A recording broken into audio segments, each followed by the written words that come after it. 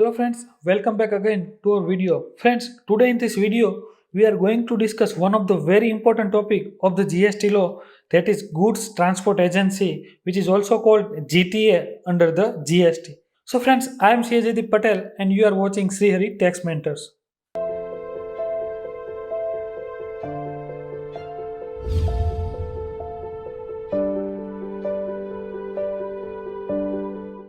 So let's see GTA under GST.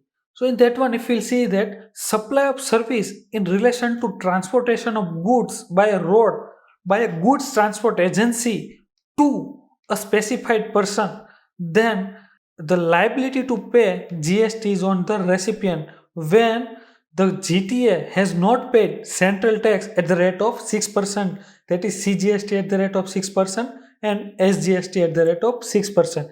But friends, in this we have to understand two very important definitions, that is who is the GTA and who will be the specified person.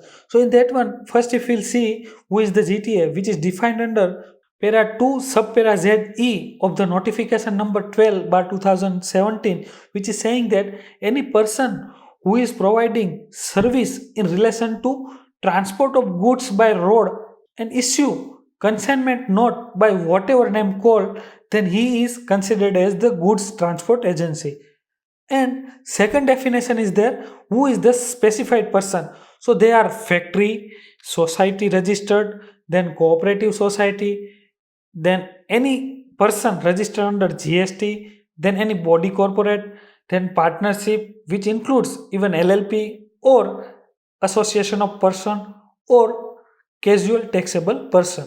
But friends, there is one proviso also which says that provided that nothing contained in this entry shall apply to services provided by goods transport agency by way of transport of goods in a goods carriage by road to a department or establishment of central government or state government or union territory or local authority or governmental agencies which has taken registered under the CGST Act 2017 only for the purpose of deducting tax under section 51, not for making taxable supply of goods or services. That means if any government department or a local authority or any governmental agency who has taken the GST registration only for the purpose of TDS, then this entry will not be applicable to them and service and supply made to them will be considered as the exempt supply.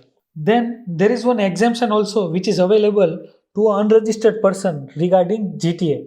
So which says that service provided by GTA to an unregistered person other than the specified person, then such service will be exempted from the GST. That means if GTA is giving service to any unregistered person who is not a specified person, then it will be considered as the exempted supply.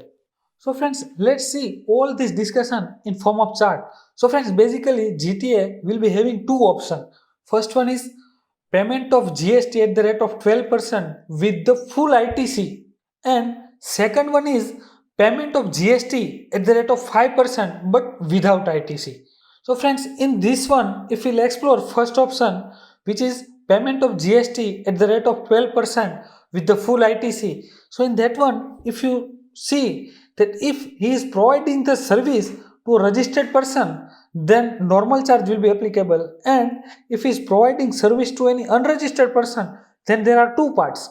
First one is if he is providing service to a specified person, then normal charge will be applicable, and if he is providing service to any other unregistered person, then such service will be exempt. And if we'll explore the second option, which is payment of GST at the rate of 5% without any ITC. So friends, in that, if he is providing service to a registered person, then RCM will be applicable, and if he is providing service to unregistered person, then there are two parts again. In that, if he is providing service to a specified person, then RCM will be applicable, and in any other case it will be exempted. Then friends, let's see the taxability of the services by a GTA to a government authorities in form of chart. So friends, in this, if he is providing service to a government authority who is registered only for the deduction of TDS, then RCM is not applicable to them. and it will be exempted. But if he is providing service to a government authority who is registered only for the outward taxable supply, then RCM will be applicable and all the GST liability will be there on the head of government authorities. Then friends, there are certain exemptions which is given to a GTA by various notification under the GST. So let's see what is the exempted.